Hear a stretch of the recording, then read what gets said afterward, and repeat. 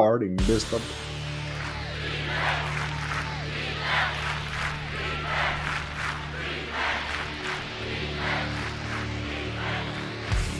Covering you from your LB1 to your taxi squad, this is IDP Nation. Manning back, pumps, he fires to the far side, it's intercepted, and running into the touchdown. Your home for the best in IDP and draft coverage.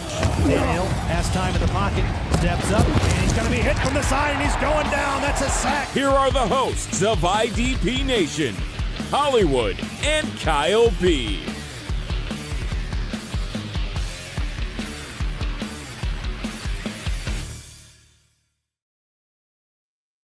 Welcome back to IDP Nation. I'm Hollywood. I'm joined by our good friend Sean again. What's going on, man? I'm Kyle B. Light. Kyle B 2.0. Oh, slow. There we go. I just need to add the 2.0 onto that, and we won't have to change the name. I got to go legally change my name now. Yeah. Kyle B 2.0. B. Yeah. So yeah, it's been as we were discussing before the show. It's Friday night and it's March Madness for the men and the women, and the SWAT team is 100 yards from my house taking down a crackhead. So yeah, we're full go tonight. No, I think the meth lab down my street is finally out of commission as well. So let's. Kudos. Everything's looking up. Kudos. Yeah, I mean, I'm all for cleaning the neighborhood up. Yeah, just not physically. I just don't want to put in the work. Right. Yeah. So we're back with some free agent recap. We meant to do it last week. We had some bad weather on Sean's end, so he wasn't available. So we put it out a week. But that's all right. So we're going to kind of run the news and notes and the free agent talk all together because they're basically the same thing this week. But we are going to start with the Myles Garrett saga, which I was kind of hoping to see this drag out. I really was. I wanted to see this drag out. And no, it didn't happen. No, I feel pretty betrayed, if I'm being honest. Here I was trying to root for this guy. I done bad mouth the whole Cleveland organization, I think, on our last show. And he wasn't doing it for the money and man of the people. And then he was doing it for the money. He wanted to win a championship. And, he loves Cleveland, but he wanted to win a championship. And then he turns around and agrees to a 4-year, $123 million extension, which keeps him there through 2030. I mean, that sure sounds like it was all about the money. Sure does, right? I guess he reached out to owner Haslam, and he refused to speak to him. He said, "You need to talk to your GM." And the next day, here's a 4-year, $123 million deal. And I was like, oh, okay. So apparently the $1 million man was right. Everybody does have a price. That's right. That's right. But yeah, I was kind of shocked because I thought I was like you. I really thought that he was saying and doing the right things and was going to stick to his guns. And man, they just said, here's some hush money. Now go away. And that's a lot of hush money. I would probably, I know I'd take it. Yeah. But yeah, it was a surprise. Like I said, we sat here and talked about it last time. Just a bad organization. Yeah, he's tired of losing, and then he's like, "All right, I'll lose for $40 million a year, or whatever." Right. Yeah, I would too. I ain't gonna lie. I would too. Do it for cheaper. Yeah, I'd do it for cheaper. But yeah, he's Yeah, he's going to stay around for the next. Well, this is 25, so he's going to be there for the next 5 seasons. He's there through 2030. So, and that's going to take him through his prime. Yeah, for sure. I mean, yeah, that's going to take him through his prime. He's going to be on the backside of his career by then. I'm sure he'll still be a good player, but things will be winding down. The Arizona Cardinals re-signed Baron Browning to a 2-year, $15 million contract. I thought this was an okay signing for them. They needed him. Of course, they need a lot of stuff, but didn't cost them a whole lot, and it gives them some experience, right? Yeah, somebody they could pair up with their other big signing, Josh Sweat. So Browning's kind of he's not a huge name, but he is a solid name. Right, and I mean he only played 8 games for him last year because he started out with the mid-season. Yeah, so in 8 games with him, he had 14 tackles, 11 solos, 4 TFLs, and 2 quarterback sacks. So he really didn't do a whole lot. I don't think that entire defense did a whole lot from a pass rush sack perspective. Like Saban Collins was their best, and that wasn't saying a lot. Right, correct. I agree. The Buffalo Bills. Sorry, I got a weird that threw me off. I spelled that right. Anyway, the Buffalo Bills. Sitting there with anticipation, like what's he going to say next? Well, I messed up on my notes. The Buffalo Bills and defensive end Gregory Rousseau agreed to a 4-year, $80 million extension, and they also released veteran defensive end Von Miller, which freed up $84 million in cap space. Miller was kind of washed, or he is kind of washed. I mean, he's had a long productive career, but he didn't do very much for them last year. So saving that cap money was a no-brainer, I think. Yeah, it freed them up. You know, they could pay the young guy and bring in another veteran to kind of take on that Von Miller role, where we'll get more of a rotational. A guy was, still some juice, but not a full-time starter. So that's, I think. Yeah, Miller had 6 sacks, but he had 6 sacks last year, but he just wasn't worth the price tag what they were paying him. So it made sense, Yeah. And then Rousseau, we were talking about him. He is the future, right? Because he had 8 sacks last year, tied a career high. 53 tackles was a career high. 24 quarterback hits was a career high. I mean, he's really starting to, I think, turn into one of the better young defensive ends. If you're playing in position-specific leagues, you know how hard it is to find help at defensive end anyway. Yeah, absolutely. He hasn't quite just blown the top off, no double-digit sacks or anything yet, but he's definitely heading that way. His pressures were up last year as well. And, his emergence really helped them be able to push Von Miller out. Man, their future's bright, and that's Sean McDermott. I mean, that was kind of his bread and butter anyway. Was defense, defensive line, and also, he's done really well drafting Rousseau, locking him up. Yeah, I think so too. Let's see. Next up, we've got the Detroit Lions. They re-signed Marcus Davenport for a 1-year, $4.7 million deal. Could not care less.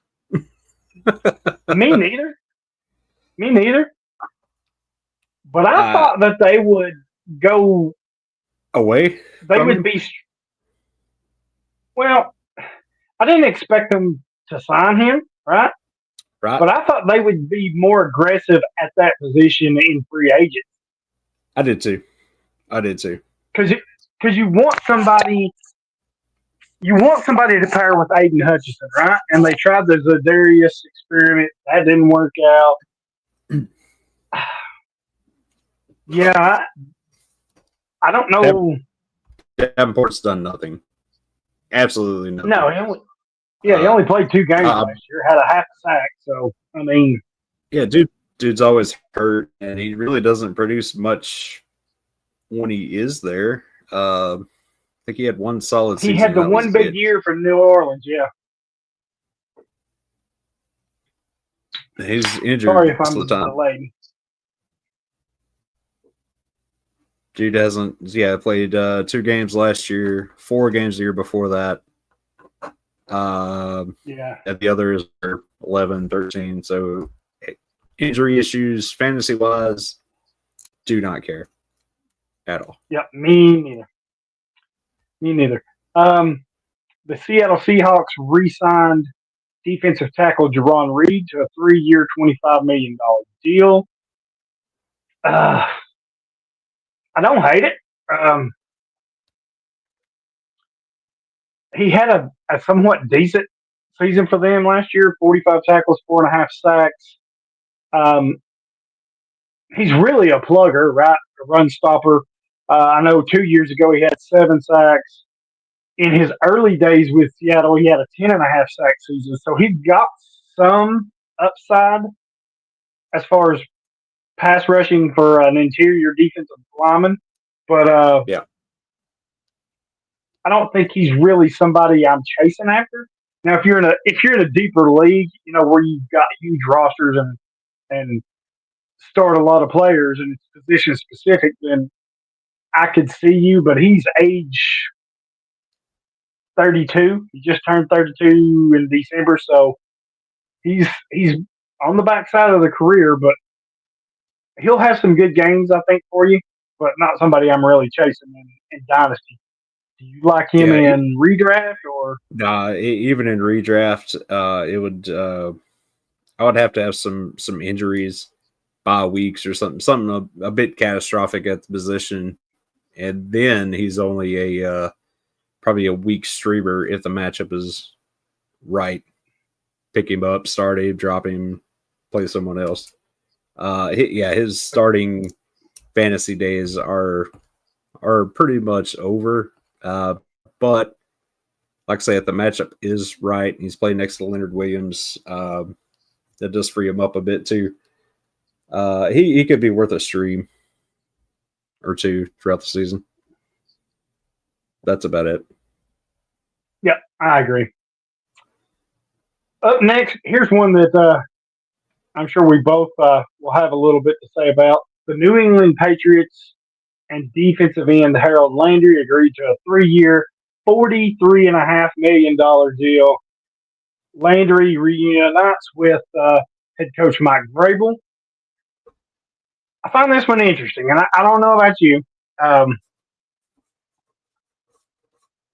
He gets a bigger deal than I expected.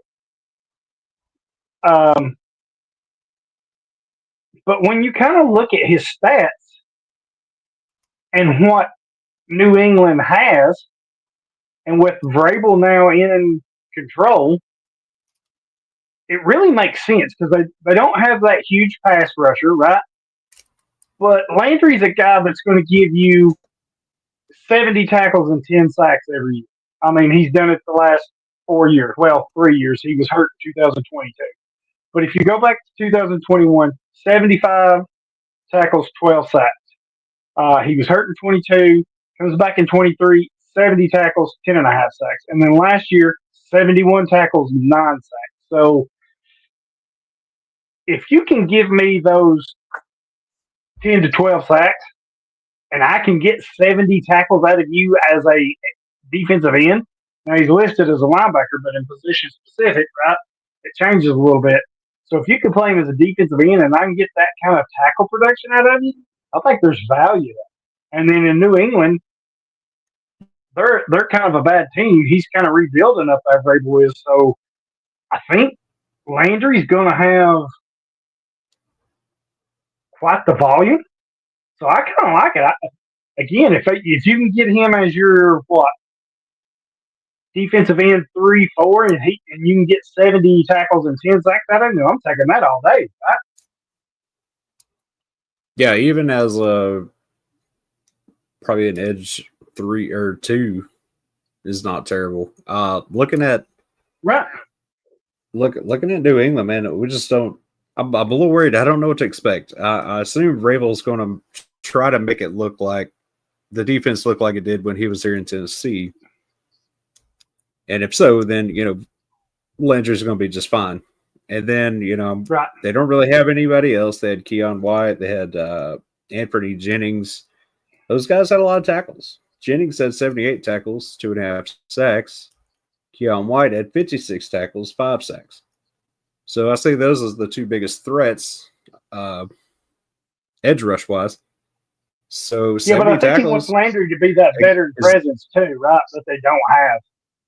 Yeah, but I'm seeing obviously. I assume Jennings or may go back to the bench or something. It looks like there's plenty of tackles to be had there. So I don't feel bad about his tackles dropping off too much if they do at all.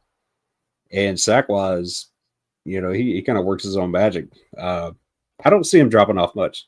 He'd be a very solid edge too, I think. Yeah, I think so too. Late 2, early 3 type edge. I think that's where your value is at with him. So yeah, I don't hate that at all. The New York Jets, which you talked about this, and I kind of felt like this was going to happen. The New York Jets released linebacker C.J. Mosley, and then they re-signed Jamie Sherwood to a 3-year, $45 million contract. IDP owners everywhere are rejoicing that have shares of Sherwood. This was kind of a Von Miller effect in a way because Mosley was hurt, was going to cost a lot, and you've got Sherwood who filled in for him way above expectations and is so much cheaper. So I hate that for Mosley. I hope he catches on somewhere. I think he's a good player. He's still got some left in him, right? But man, Jamie Sherwood, 158 tackles last year, led the NFL with 98 solos, 10 TFLs, 2 sacks. I mean, he was a tackling freaking machine. And those solo tackles, if you're getting 2 points for a solo, that's a lot of freaking points for fantasy teams. Love it. Yeah, he didn't offer a lot in sacks and interception. You have the big plays, but yeah, solid tackler, still an LB1. Yeah. Easily. Yeah. Yeah. Yeah, really good signing. Is probably the best case scenario for him. We talked about that. Where could he go, or would he keep his value anywhere? Staying there, I think it was the best fit for him. Yep, I do too. And then I don't even know about our franchise anymore. I really freaking don't. Anyway, sorry if you heard the kitten squeal. The Tennessee Titans traded linebacker Kenneth Murray and a 7th round pick to the Dallas Cowboys for a 6th round pick. I don't even know. I didn't think that Murray was a fit for us, really. But at the same time, you don't have anybody. I mean, your roster is talent deprived everywhere. So you kind of got to hang on to the guys that you do have. And you basically, when I first seen it, I seen Kenneth Murray for a 6th, and I was like, I'm not crazy about it, but okay. And then when the details finally came out, I was like, damn, we had to trade away a 7th and Murray to get a 6th? Really? I was like, this sucks. But for the Cowboys, I guess it's okay because they're just as bad at linebacker as we are, I guess. So, well, that Overshown injury is killer. I'm not expecting him to play at all next season. He may, but if I'm Dallas, I'm not rushing this dude back. Not after a second major knee injury like that. And he looks so good. when he was in there. But they needed somebody at linebacker, and I guess they thought Murray was the guy. He Is should there a be bump up for startable. him going to Dallas for you? I don't Does I his don't think it's any value worse. change? I don't think it goes down much or anything like that. He's an LB3 low. Nah, I'm not even gonna say low LB2 potential. I'm gonna say high LB3 potential. LB3, LB4. That Dallas should get plenty of volume for him. I just don't know if he'll make the stops, make the tackles. They brought back Odigizua, and you still got Parsons and everybody there, so potentially he could stay clean enough to make the tackles and not be pushed back by the offensive lines. I'm not going to say it's any worse. I just don't think it's any better, but that's because of him, not the situation. Right. So now we're going to do. I mean, we've kind of been digging into these anyway. That's why I said our news and notes and topic will be the same. So our last episode, we talked about Zach Vaughn, and they did what we thought they were going to do. The Eagles re-signed him, 3 years, $51 million, which I thought for the season that he had and what he done for them with that playoff run, I thought they got off cheap. That's just $17 million a year, roughly. Or no, that is $17 million. Yeah, it felt like he gave him a bit of a discount. Of course, you could also say, well, you've only done it the 1 year or two. True. Sherwood could have, had a similar argument there, but looking at all the other available linebackers, it was a great move to keep him. Best case scenario, there was no guarantee he could just go to Carolina or somebody and just have the same type of year. It just feels like a perfect match. Him being there, Big Fangio being there again. Yeah, it feels like the right move for both of them. Yeah, and he did a little bit of everything. 151 tackles, 93 solos. I would say that was probably second or third behind Sherwood. He had the 11 TFLs, 5 QB hits, 3.5 sacks, 4 pass deflections, 5 forced fumbles, had an interception. So he did a little bit of everything for fantasy owners. Yeah. And they have to be ecstatic. As happy as you are about Sherwood staying with the Jets, you're just as happy about Vaughn staying with the Eagles, if not more, maybe. Because he probably carried a lot of people to a fantasy championship. Oh, yeah, no doubt. No doubt. For his value, that was the big thing, too. Right. Yeah, and redraft or dynasty, it cost you near nothing to get him. So yeah, right. Huge return. Sorry, I'm kind of keeping an eye on the Lady Vols here, out the side of my eye. Ooh, block! Get that shit out of here. Yeah, Nick Bolton. Sorry, Nick Bolton re-signs with Chiefs. 3 years, $45 million. I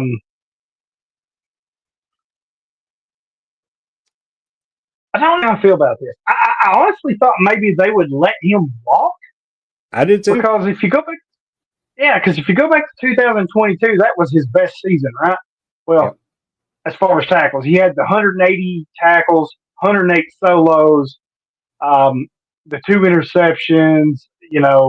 Big year. And then last 2023, only played 8 games. He got hurt, right? And then he bounces back last year with 106 tackles, 73 solos, 11 TFLs, 3 sacks, which was a career high, and 6 pass defense, which was a career high.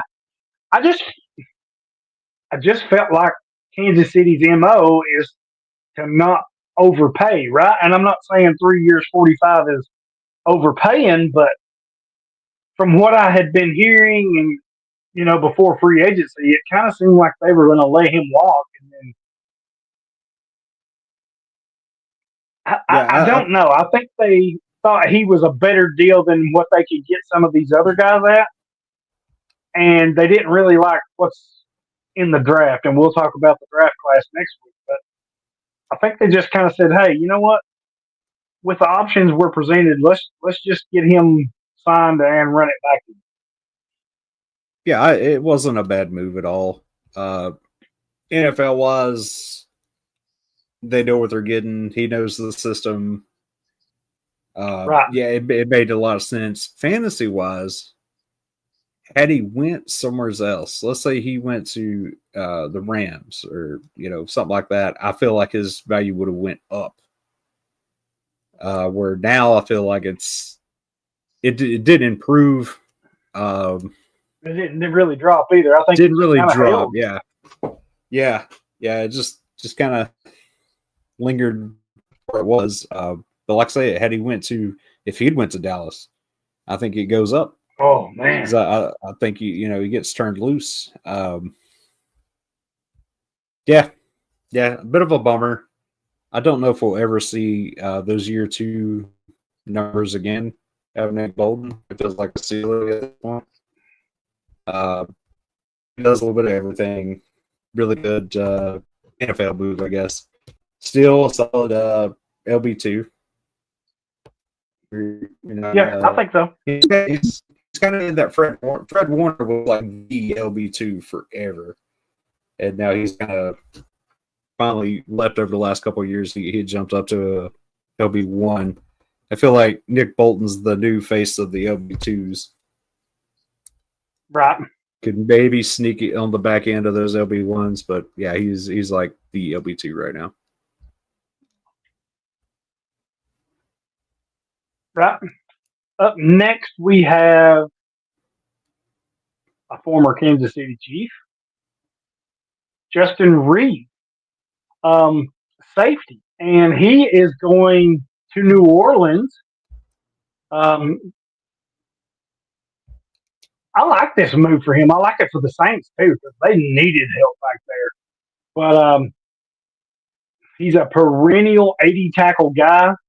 10 career interceptions, 46 PBUs. They could really use him. I think they were bordering on that Tennessee Titans Cowboys level where you're getting dangerously close to being talent deprived. So getting somebody like this, I think, was really important. Yeah, again, this move feels a lot better NFL wise. I don't know if he's going to get those 80 tackles again down in New Orleans. He is getting a little bit older now. As far as safeties goes, as much as as volatile as they are from year to year as to who's going to be the top guys, he has been very consistent, very solid. Safety 2, 3, probably get him cheap. In redrafts, Dynasty, I don't think his value really got hurt.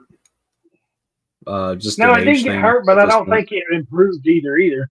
I think he's kind of looking at the Saints. The linebacker situation, it hasn't improved. Davis is a year older. Pete Warner's still there. Who he loves to miss tackles. So yeah, I mean the potential is there for him to have another solid season. Well, in Dynasty, I think, you're right for the 1 year. But if you're like looking 3, 4, 5 years, I don't think it's there. But I think, for you that plays redraft, I think that kind of ties to Dynasty for a 1 year. If you're looking for a 1 year stopgap, then with the linebackers that they have, or lack thereof, I do kind of see Dynasty him being a 1 year option. I mean, you could do far worse at safety than Justin Reed. Oh God! But he's a guy that really gets overlooked. He's outshadowed by Derwin James with the big plays, Antoine Winfield. Those guys run around being the big names. He's one of those guys that year after year he gets kind of shuffled back, and you usually can get him cheap. I don't think his value changes. Still a good get that most people are going to overlook. Yep, I agree. Here's one that man, this dude's a warrior. Bobby Wagner re-signs with the Commanders for 1 year, $9.5 million. stays in Washington as the leader of that defense. And I think Bobby Wagner has hit the Tom Brady level, right? As far as he produces year after year after year, changes teams, still continues to produce. You know the drop off or / retirement is coming, right? Because Yeah. some people said the drop off's been coming for 2 or 3 years with him, and he's not done it. I mean, 2 years ago, he led the league with 183 tackles in Seattle. 1,800 tackles is insane. But last year for Washington, he had 132 tackles, 75 solos, 10 TFLs, 2 sacks, 4 PBUs. Is he the same Nah. Bobby They're a Wagner dude, that we they're- were used to seeing? No, he's not. But yeah, he is a dang dude. And I love this for Washington. Right? I think he stabilized that defense, and I think they needed that this year. And I think for the price tag, $9.5 million, he's worth that, right? For 1 year, he's worth it. My question to you, being in redraft, because it's so much different from Dynasty. Like Dynasty, he is the Tom Brady. You know it's coming, but how do you get away from somebody that's arguably still an LB1, depending on the size of your league? I mean, he's right there, LB1, LB2. Right. I guess my question for you is in redraft, because you deal with a year-to-year outlook, where Dynasty we're kind of looking at 2, 3, 4 years. Yeah. I have to imagine in redraft his value is super high right now, right? Yeah, he's still probably a top 6 guy. I bet he'll be drafted in that maybe that's what I would top think. guy. He'll probably he's definitely an LB1. There's no reason not to put him up there. Just off the top of my head, trying to think of the guys that you would take over, and you're going to take Zach Bond, Zaire Franklin, Roquan, obviously, maybe Logan Wilson, but maybe not. Probably going to take Wagner over him. Sherwood, might take him over Wagner. Yeah, I mean, he's right there with the top guys. Age is a little bit of a factor, even in redraft at this point. Just like Tamario Davis, Levante David, that does still knock those guys back a little bit because they were LB1s or 2s, whatever. So you do start to kind of you look at it more of a tier. Instead of him being the LB1, now he's towards the middle to back end of LB1s as a group. Knock back a little bit, you still get a solid player. See, I think so too, and I think even in Dynasty, because you're really trying to stay ahead of the curve 2, 3 years. Yeah. Again, the Brady thing, I just don't know how to. I just don't know how to play it. Like, if you can get a crazy offer for him in Dynasty, you have to take it. You have to, because you know it's coming. But if the offer isn't a knock your socks off deal, I think you got to hold on to it because the value is still there. Like you said, even in Dynasty, I think he's still, and I base it on a 14-team league, he's easily one of the 14 best linebackers in the league. Easily. He's probably top 10 still. So yeah, you could kind of compare it to like Travis Kelce's situation in fantasy, where he's at that age, and everybody's like he's still the top guy until he's not. Bobby Wagner is still one of the top linebackers until he's not as well. You can kind of apply that. I mean, until he shows a steep decline or retire, I mean, you have to keep him up there. He would have to have a CJ Mosley season next year for it to go away. You know what I mean? Like he would just have to fall off the face of the earth. Right, and he's in a place with Washington where he's not losing the volume. He's going to be out there. He's going to play every down. So, yeah, unless somebody knocks your socks off with a big deal in Dynasty, I think you got to hold him because he's just going to be so valuable. Sticking with linebackers, Ernest Jones re-signed with the Seahawks for 3 years, $33 million. I like that. I still don't understand why Tennessee didn't keep him. I do because they're stupid. Well, that should be the topic of the show. Tennessee is stupid. So yeah. But he had played with Los Angeles, and they traded him. I was like, "Why are you trading this guy?" Because I think that was about money. I think that was going to be a money thing. He wanted the big contract. They didn't want to pay it. So I understood that first trade to Tennessee. Right. I understood that. I could get that. So you trade him to Tennessee because you don't want to pay him. That's fine. Sure. And you've got Tennessee who, as we've mentioned, has shit for depth.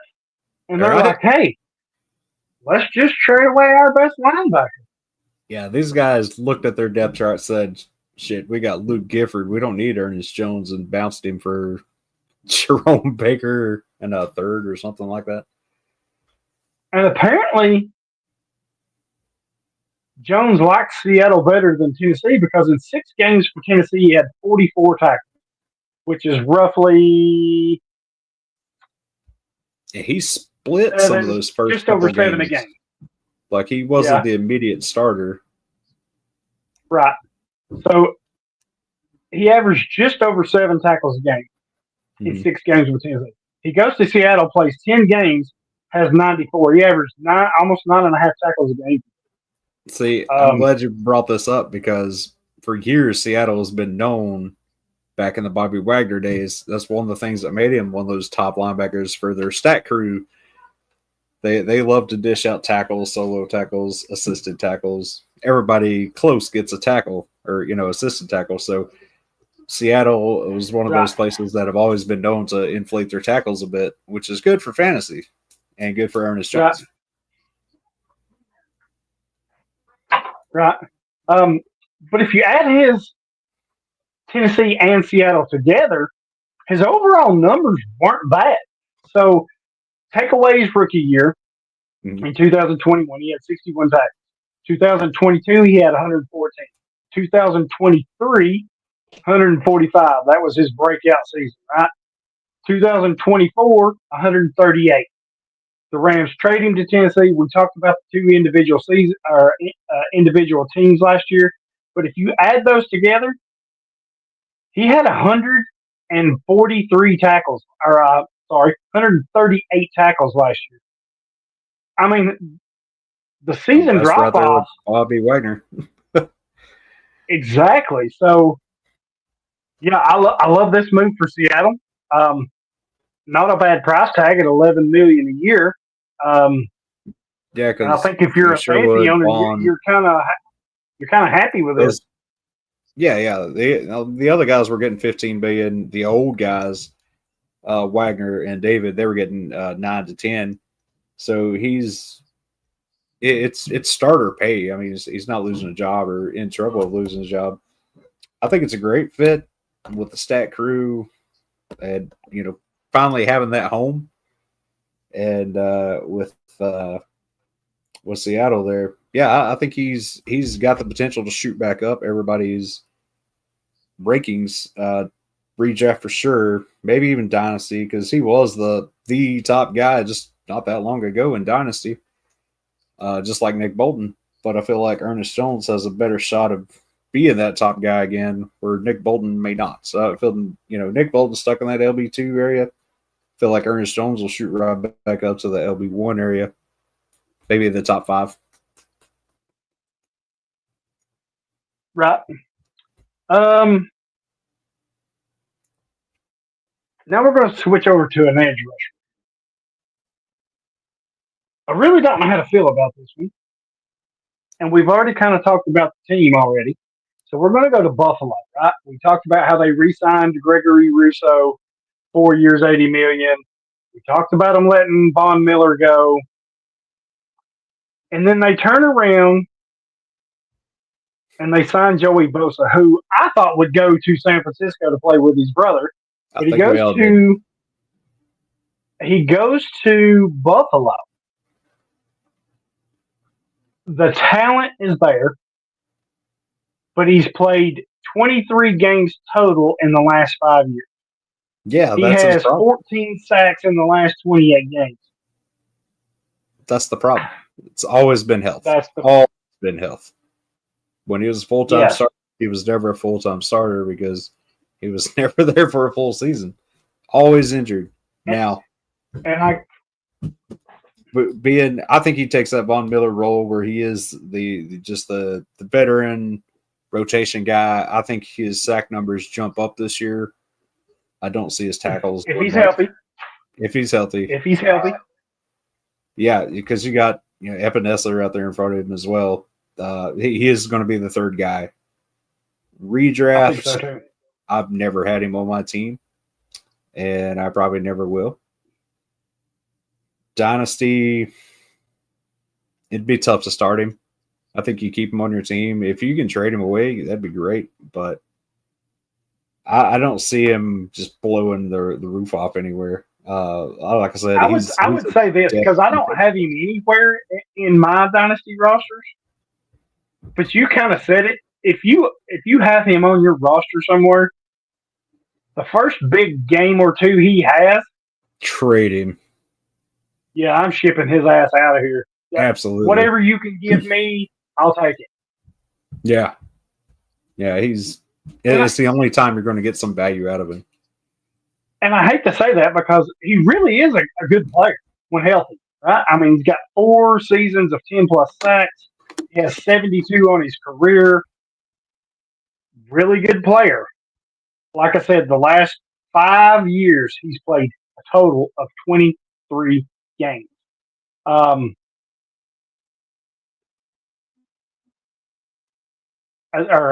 not good. Last 3 years, sorry.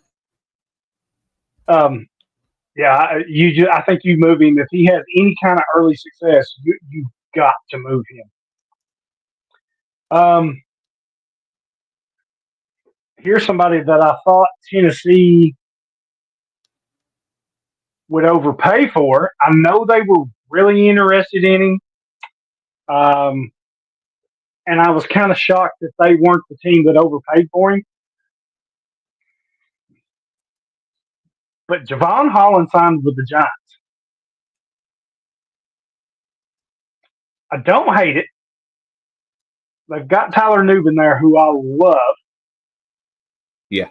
But I think he can be a good complement to Nubin. I think Nubin's more of your in-the-box kind of guy. Yeah, yeah. Where Holland can do a little bit of everything. Nubin's going to be the guy to have in fantasy.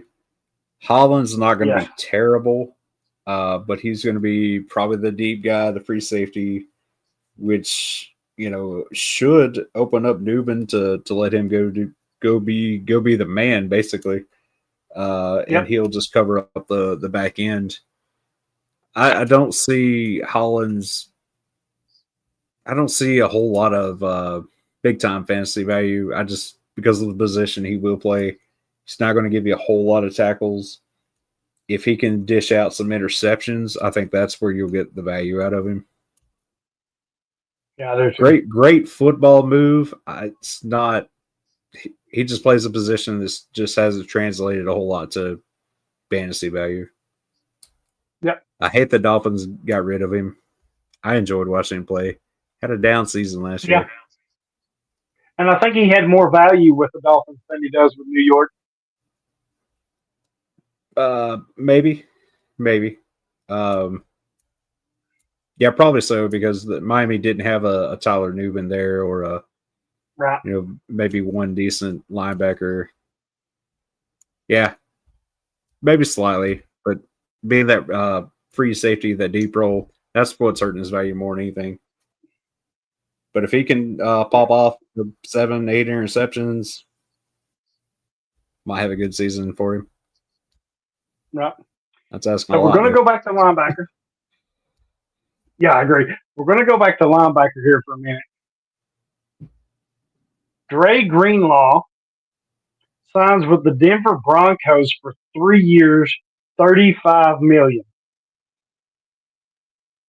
I love this.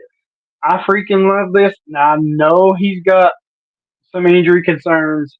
He's had 2 seasons where he missed basically the entire season, right? Last year he only played 2 games. 2021 he only played 3.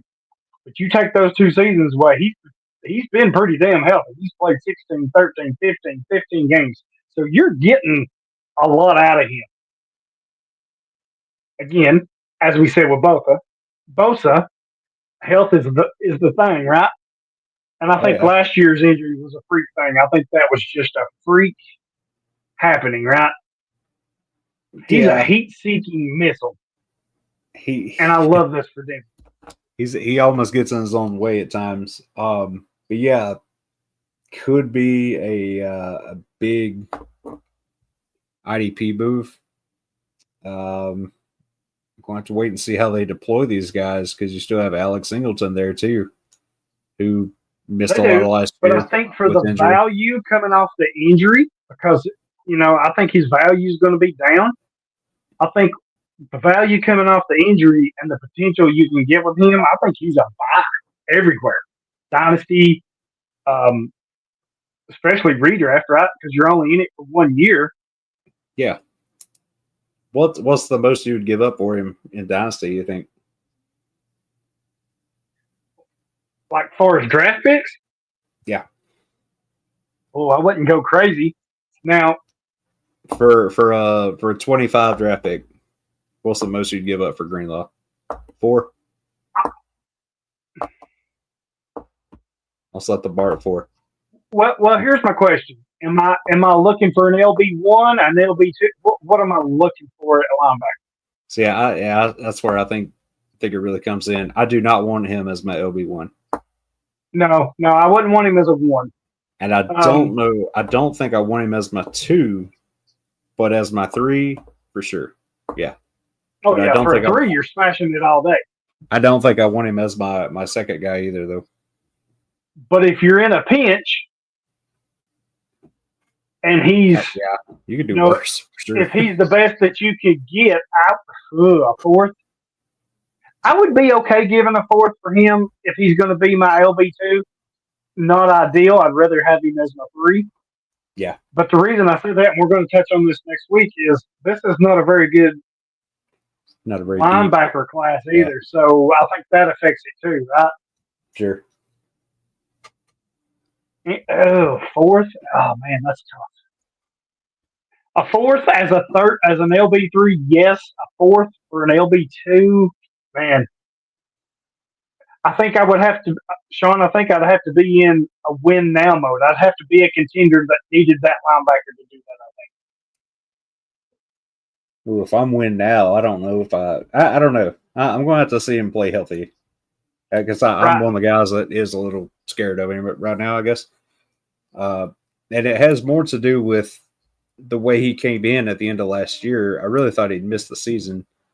And then he came in, had a hell of a first quarter, and then kind of overdid it. And then, missed the last game or two, whatever that was.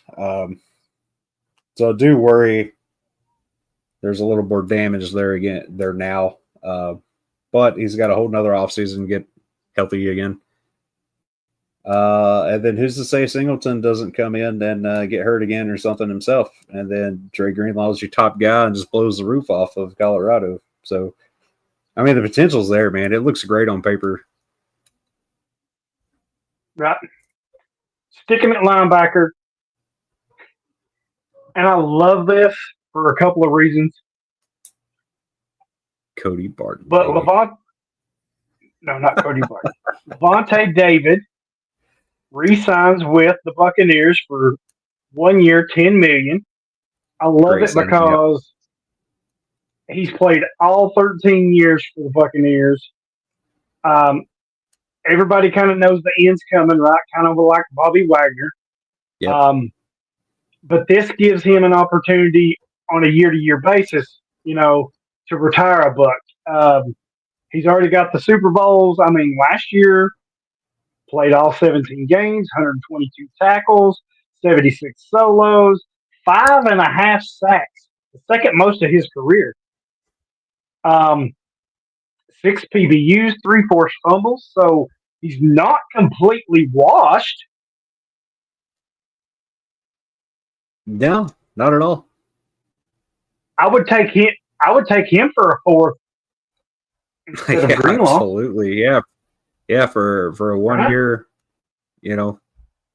making that big run, yeah, you could do so much worse than Levante David at linebacker. Yeah, and I think Levante's easily an LB2, right? I know he's kind of lost a step or whatever, but he's still that's LB2. a ceiling.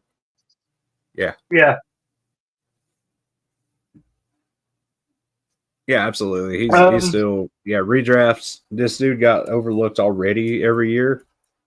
And they'll just continue to do it because he's the old guy. What I love about redraft is it's after all the rookie drafts and the dynasty stuff. Everybody still has that dynasty on their mind.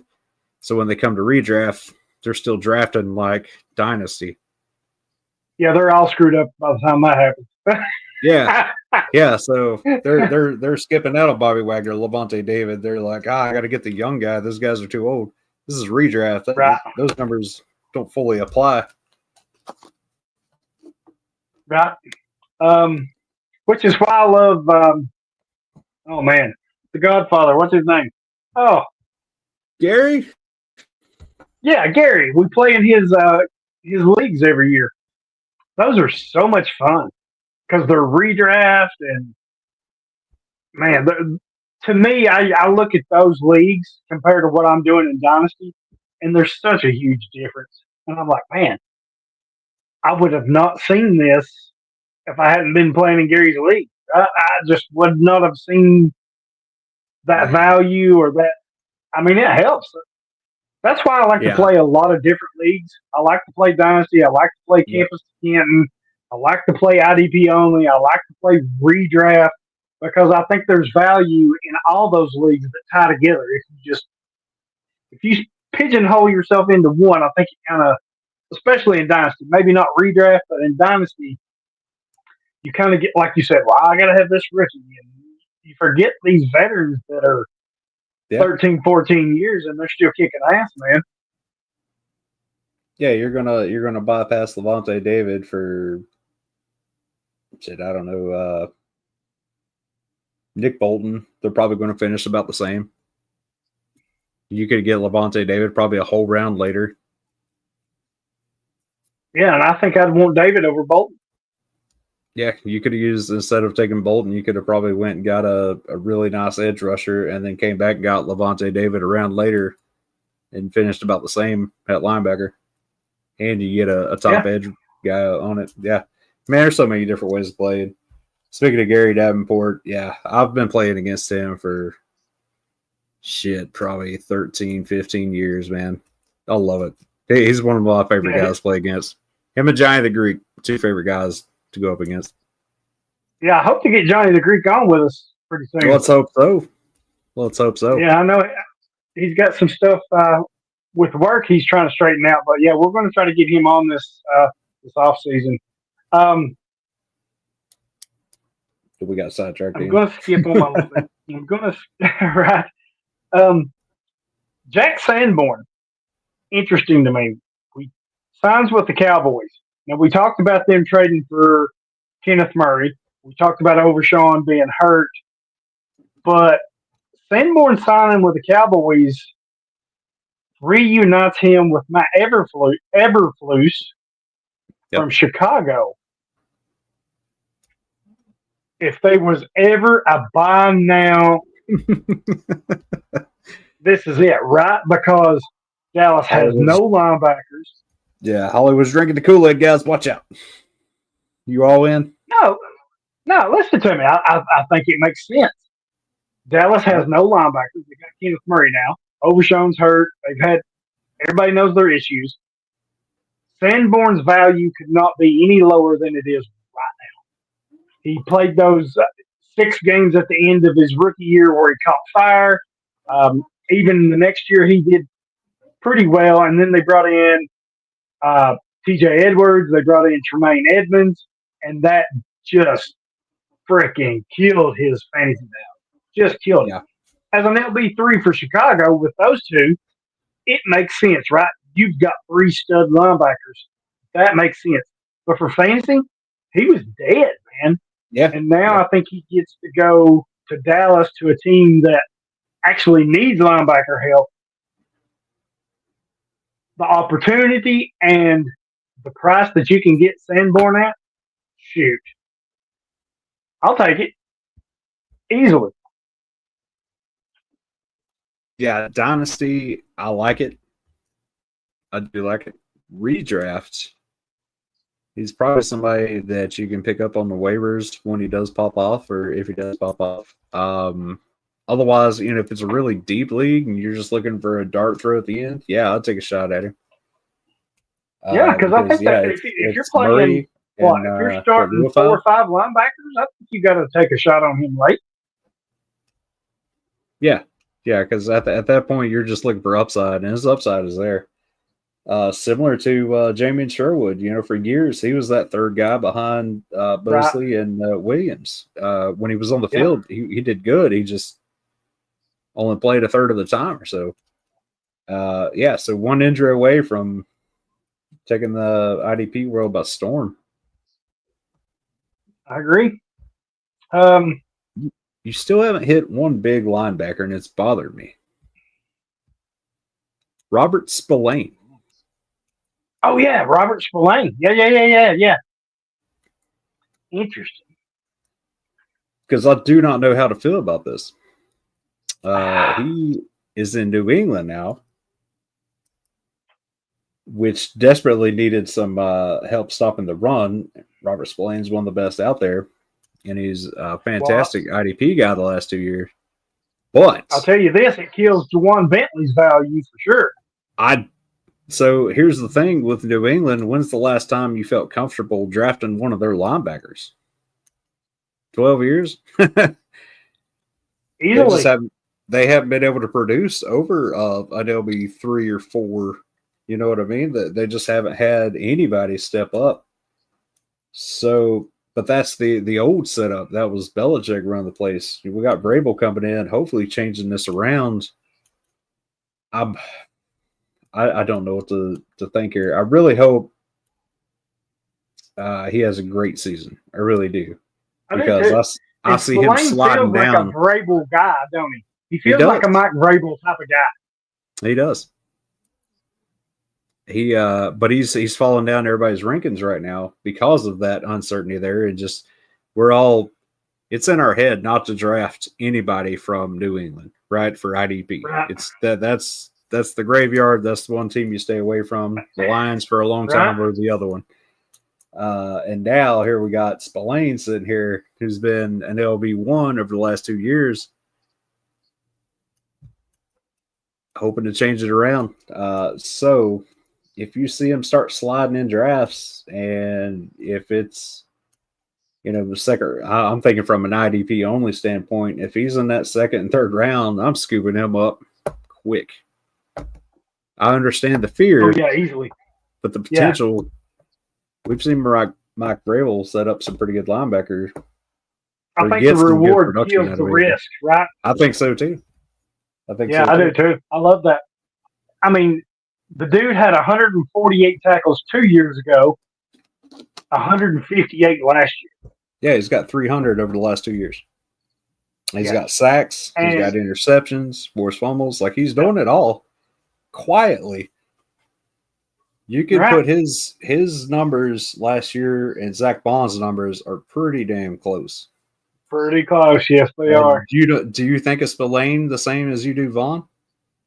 You don't? You see Bond, you're like, man, he's a stud, superstar. Spillane, you're thinking he's overlooked, which I love. And I hope it continues to go that way. And I'm hoping this New England fear is lowering him even more, and I'm going to get a steal as my LB3. I really doubt he falls that far, but I think he does drop to an LB2. I think you're onto something, because I think the Zach Bond hype, because of what he did last year, fantasy managers are going to be falling all over themselves, right? They are just going to be, give me Zach Bond. Yeah. I think Spillane, like you said, is very comparable. I think he's going to a situation that's just as similar to what he had in Vegas, if not better for him. Yeah.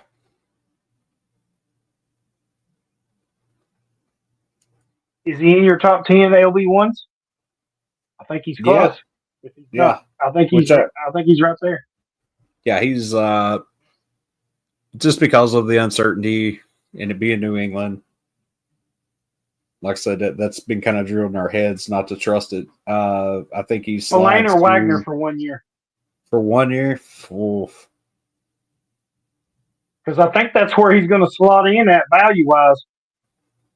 Yeah, that's tough. If I can get the Spillane I've been getting, I'll take Spillane. Right?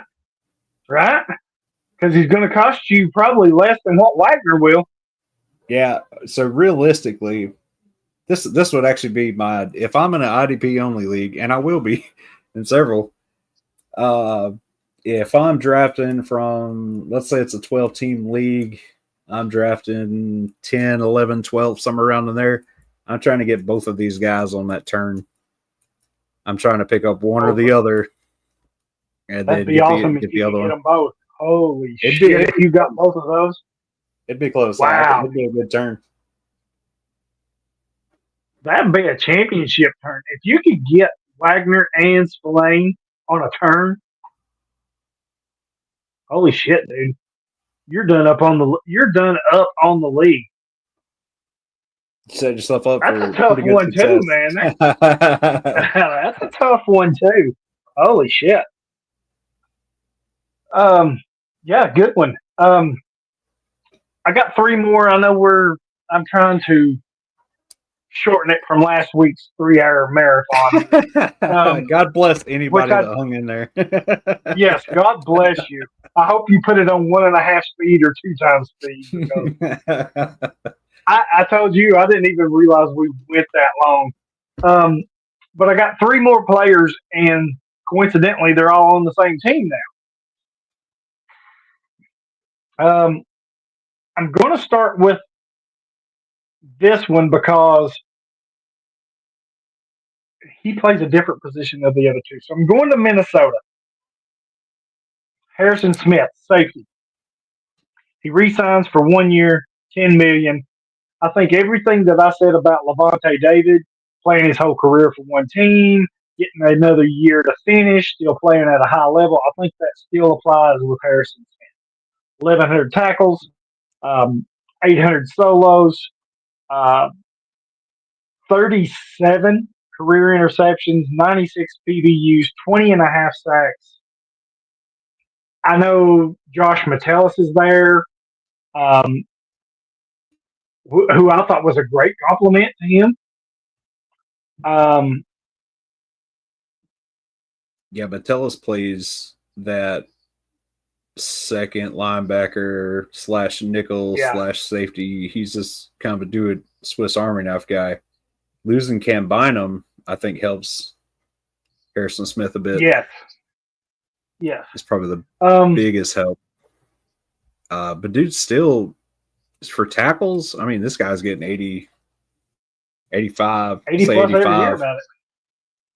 Yeah. Fantastic career. Also born in Knoxville. I don't know if you knew that. I did know that. He played high school for Catholic about an hour from me, actually. So, yeah. I'm very familiar with him. Yeah. And I want to end on his 2 new teammates, and at a position we've not talked about. And I think both of these guys are going to impact the entire freaking defense. Everyone around them is going to be better for this. Yes. Better. Yes. It's going to free up a lot. Yes. I'm with you. Yeah, I'm excited too. Oh, so I'm going to defensive tackle. So if you play in a position specific league, rarely do I say this, but if you play in a position specific league where you have to start defensive tackles, I would seriously look at taking whatever or looking at whatever it takes to get Jonathan Allen and Javon Hargrave. Um, Jonathan Allen signed for 3 years, $60 million. They turn around and sign Hargrave, his second big payday. Remember, he came over from Philadelphia and went to San Francisco on a big payday. But man, Yep. I'm sitting here thinking of the pass rushers that Minnesota has. They got the young gun Dallas Turner. This is going to help him tremendously. This is going to free Van up so Ginkel. much for Ivan Pace and those and Van Ginkel. Yeah, it's going to free up everything for Ivan Pace Jr. and those linebackers. Harrison Smith, Josh Metellus. The value that these two guys have, it's going to be like a tidal wave for that defense. So, both had down years. I think they were both injured last year. Was a big part of it.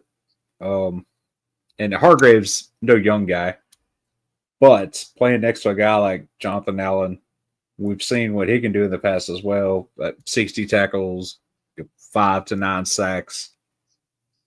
Not only will they help the outside guys get sacks, the outside guys will help them get sacks because they're going to come crashing in. Guys are going to start turning too soon. Those guys are going to eat up some tackles too. Or quarterbacks are going to try to run up and get away from the outside pressure right into Jonathan Allen, Javon Hargrave's arms for some sacks. We should theoretically here, with Brian Flores being the mastermind behind this defense too, we should see some pretty good numbers from these guys, fantasy relevant numbers, at least from one of them. My money's on Allen. I think my money's on Allen too, but I'm not gonna write off Hargrave. No, last year he only played 3 games last year, but before that he played 16 games, had 7 sacks. The year before, when he's in Philly and got the big payday, he played 17 games, 11 sacks. Before that, he had 16 and 7. So he had 3 straight seasons of 7+ sacks with a career high of 11. And now you're going to put him next to Jonathan Allen, who is just a freaking beast. I think Allen's going to bounce back. I know he had the down year last year. I think Washington would have loved to keep him, but the price tag wasn't there. It just wasn't there. But before last year, I mean, Allen, even last year, he played 8 games, had 3 sacks, right? But before that, he had 5.5, 7.5, 9, 6, and 8. I mean, he's a perennial 5 to 10 sack guy, and he was pretty much doing it alone until Daron Payne come along. I think you put him with Allen, with Ginkel and Turner on the edges, and those man. And the kicker you mentioned, I didn't even think of that until you said it. Brian Flores as the DC. Holy shit! That's when Christian Wilkins and Zach Sealer had some of their best seasons together. Was when Brian Flores was down there. I mean, so potentially you could see some, and it's not just sacks. I mean, it was more about tackles, and so we're going to see Jonathan Allen. Like I say, he usually gets 60 tackles a year. So you add another 5 to 9 sacks on top of that. That's fantastic at defensive tackle. And they're going to get a lot of TFLs too. Yeah. Van Ginkel, Turner, Allen, and Hargrave, those 4. You can't block all 4 of them. You just still have Jonathan Greenard in there, or Greenard in there as well. Yes. So this front, it's going to be a fun defense, man. Yeah, I think so too, man. If the secondary holds up, this front could have a really nasty season as far as pressure goes, sacks. Yeah, I love it, man. I think it's going to be so good. I can't wait to watch this. If you're in a league with me, Jonathan Allen and Javon Hargrave are Are going to suck. trash. Yeah. So, they're straight garbage. You should trade them immediately to me for whatever I offer you, which will not be much. Absolutely. But no, those are two guys you should probably check on, seeing what it would take to add them to your team in dynasty and redraft, of course. But I think that kind of does it. I know next week we're going to kind of dig into some rookie stuff. Did you have any other free agents that I hadn't mentioned that you want to run over, or? Because I know I missed a few, but let's go. I'll throw in two more that intrigue me.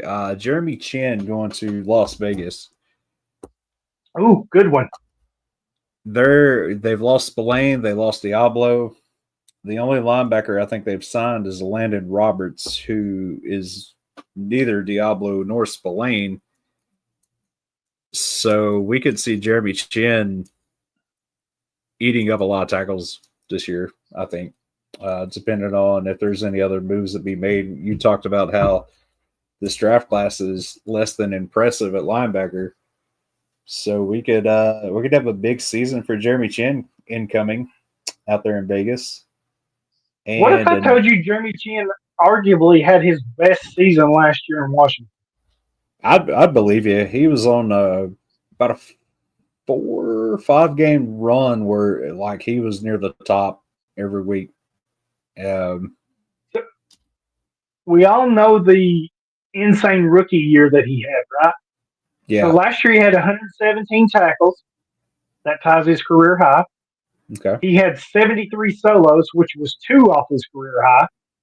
He had 7 TFLs, a career high. He had 2 sacks, a career high. He had 5 PBUs, which he's done 4 times. He had an interception, which ties his career high. It's hard to beat what he did last year, and he, like you said, he's going to Vegas, who lost Spillane. Lost Spillane, lost Diablo. They lost. Did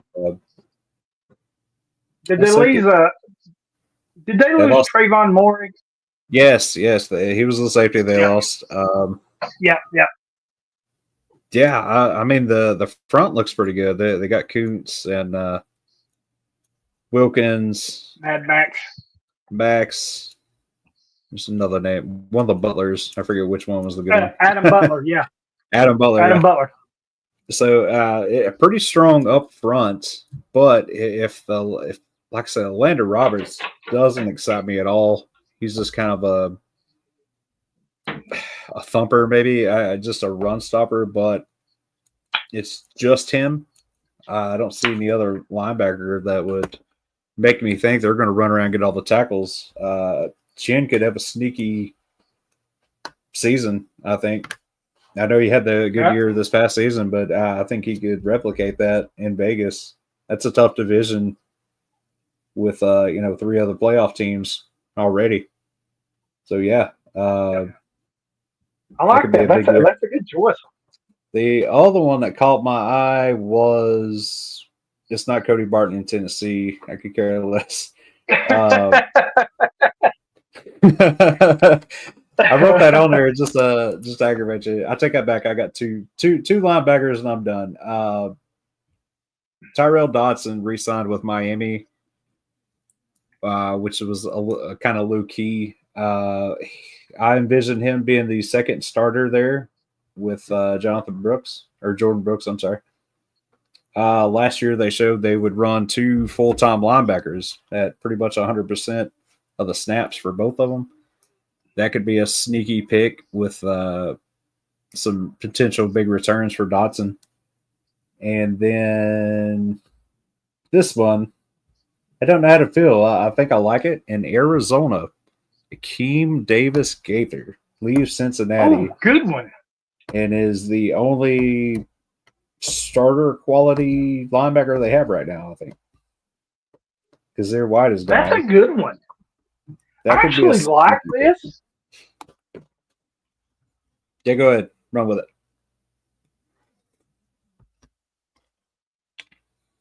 I think I like it, man. I think it's potential Yeah, I like. to have a good year. Yeah, he I showed what he hadn't could thought do of at it. the I end mean, of the season with Cincinnati, filling in for Wilson. He had some pretty solid games, and Arizona, they needed a linebacker, if not two. oh man, boy, do they ever! So I think he's going to have. I think he could have a career year with them, right? I mean, he's a pretty solid linebacker. I don't know Yeah, that he's LB1 no, I'm not. or high LB2, but I think in Arizona he could be a low end LB2, LB3 type for fantasy. I think he could do Yeah, that. I think a low LB2 is probably within reach if he is the green dot guy on the field every down, kind of running the show there. Yeah, I could see him hitting low LB2 numbers as a ceiling. With him gone, what does that do for Logan Wilson's value in Cincinnati? I think it helps his value because they don't have anybody else. Well, you still got is Jermaine Pratt. Have you heard anything there yet? I know he requested for a trade, but I have not. Now I know he's still technically, I guess he's there, but right. I've not heard anything other than he wanted out. But Honestly, it feels like no matter who is the starter for Cincinnati, it produces. They're kind of like yeah, Seattle. They always have some pretty solid tackle numbers out of whoever's playing linebacker for them. So yeah, that's whoever's playing in Cincinnati would be worth a grab. And I think Akeem Davis Gaither is going to be the main man in Arizona. That's one name I imagine will get overlooked a lot. That you could probably I get think really so cheap too. and would produce pretty good numbers. Awesome. That was two good ones right there. Um, Anybody else? That's all I got on this note. Okay. Because I did this as we were kicking off. There's That's some all other right. names That's all on right. here that are just kind of meh. I don't really care. Nate Landman going to the Rams doesn't do much for me. He's the only other Uh, linebacker they have right now, but True. The volume's there, so we'll see. right. And then Christian Roseboom, who left LA, went to Carolina. I guess he's Josie Jules' number 2 guy, and he's just not that good. He No. got the volume last year, and that's all it was. Right. It's Well, I it's don't not have it's nothing anybody I'm else chasing. either. Like I said, next week we're going to do some draft talk, but we may look in the news and notes. If, this coming week we may slip a few of these free agent signings as we look at them a little closer that we haven't discussed. We'll slip them in there. But next week's draft talk. Um, so we'll kind of go over Yeah, we're a month that. away, less than a month away from the draft. It's time to Yeah, get freshened up on some of these rookies. We're about a month away. So any questions you have, send them to us. Redraft, dynasty, whatever. Send them to us both. You can hit me at Hollywood Titan. You can hit him at Sean _ 8386. Of course, IDP Nation. Special shout out to Trophy Smack. Just so That's I my can rub it in ring. Sean's face.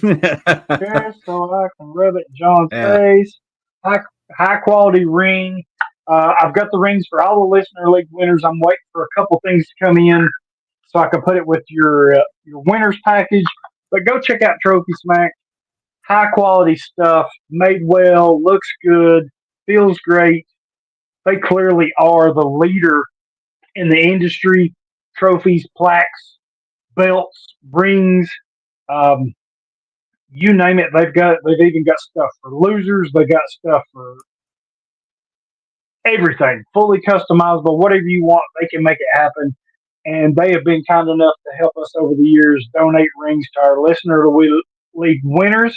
So we want to thank them. So go check them out. There's a link in the bio for a discount. Go over there and click that on IDP Nation. pretty fun. I love the banner. I love this time of year, the free agency and the draft. I think this is when I'm full blown into fantasy football. I mean, Yeah, I am turning my roster over. I'm looking every rock, every corner, whatever I can do. I'm trying to do it. I mean, it's springtime. It's the new stuff coming in, right? Good time to be cabin excited. fever almost. Yeah. Well, by the end of the fantasy season, we feel burnt out. To be honest with you, you're trying to write stuff and talk, and it's a lot, and you get burnt out. So for a couple of months, you finally get to watch some playoff football and relax a bit. And then, after a month or two of nothing, then you're like, oh, all the new shining toys are coming out, Right, exactly. And, so the excitement's starting to build up, if it hasn't already. Month away from the drafts, so it's time to learn these new guys that I'll be drafting in a couple years and redraft. And then Dynasty, I got to steal Hollywood's notes so I don't get any bad picks in our listener league. Anytime, man. Anytime. Yeah. So we're going to try to pick his brain next week. See who we want, who we don't want, and why. Picking my brain is a scary place to be, brother. I don't know if you want to do that. I'll bring some alcohol with me to help navigate the waters. You might need to. Also, if you've got time next week, I know we're both kind of busy sometimes, but if we got time next week, we'll run off a Patreon episode too, if you want to. Yeah, we can do that. We sure can. Awesome, man. Yeah, we'll get something nice figured out. Maybe some, I don't know. We'll see. Maybe some offensive talk. Maybe some deep sleepers. Yeah, we'll get something figured out for you guys. Sounds good. So yeah, go check out Trophy Smack. Go check out our Discord as well. That link is in the bio. A lot of good talk over there. High school, college, NFL. Check us out. We'll be back next Friday night. Come join us for a while. Drop by, hang out, ask some questions, make fun of Sean. Maybe we'll fire Kyle and he's not even here. I mean, hey, anything's open. Maybe he will be here. Maybe most likely he will. Not. Most likely not, but you never know. You want to tune in to see. Hey, tune in and see if Kyle Bellafuel and Kyle Bellafuel 2.0 are the same person. We haven't seen them at the same time yet, have we?